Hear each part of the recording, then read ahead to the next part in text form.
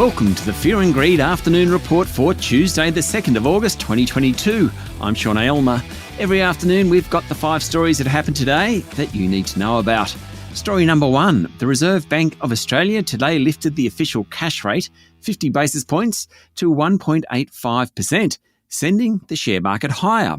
The board of the central bank said it was determined to rein in inflation. The official cash rate has now risen by 1.7 percentage points in just 3 months to 1.8%, sending variable mortgage rates, that's what we pay on our home loans, sharply higher. Bond markets are now pricing in a cash rate of 3% by December and 3.3% by March 2023 before rates start falling late next year. Now, if that's the case, that means many people will be paying a standard variable mortgage rate of 8 point something by the end of the year. Story number 2, the S&P ASX 200 was down almost 0.5% ahead of the 2:30 p.m. Reserve Bank announcement today, and then it took off.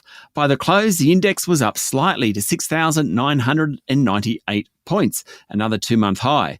Consumer discretionary stocks and consumer staples companies outperformed, while tech stocks also did well. The real estate investment trusts, materials and energy indices all went backwards. Among the large caps, Fortescue Metals was down nearly 2%, while BHP and Rio Tinto were both off around 1.5%. The banks did well, led by Westpac, which rose 1.5%, and National Australia Bank, which ended 1% higher. Wesfarmers, Woolworths and Coles all outperformed, while Goodman, Santos and Woodside underperformed. Buy now, pay later group Zipco share price jumped 14% and has now doubled over the past month. It was the best performer during the session. The worst was Appen. More on that shortly. Story number 3, CSL has received the go-ahead to buy Switzerland's Vifor Pharma for nearly $17 billion. The blood products giant has received all regulatory clearances and will now enter into iron deficiency and kidney products. The closing date has been pushed out several months and is now set to occur next week.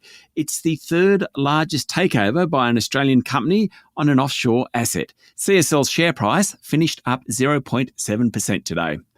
Story number 4, Appen's share price fell 27% today after it reported a massive 69% fall in underlying earnings as a result of lower revenue, higher costs and a foreign exchange hit.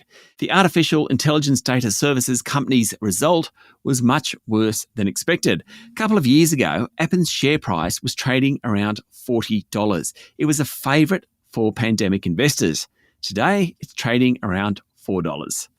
In story number 5, Al-Qaeda leader Ayman al-Zawahiri, the infamous deputy to Osama bin Laden, has been killed by a US drone strike. US President Joe Biden confirmed the death of al-Zawahiri, saying he was one of the most responsible for the 9/11 attacks back in 2001. Al-Zawahiri has been hiding out from the US military for more than 20 years and had a $25 million price tag for information leading to his capture. Born into a prominent Egyptian family, he became a doctor, founded the Egyptian Islamic Jihad, and eventually merged with Al-Qaeda in 1998. In the end, he was a major financier of the 9/11 attacks. That's it for the afternoon report for Tuesday, the 2nd of August, 2022. Don't forget to hit follow on the podcast and find Fear and Greed on LinkedIn, Twitter and Facebook. Join Michael Thompson and I tomorrow morning for the Fast 5 by Fear and Greed, the top 5 business stories you need to know in just 5 minutes. I'm Sean Aylmer. Enjoy your evening.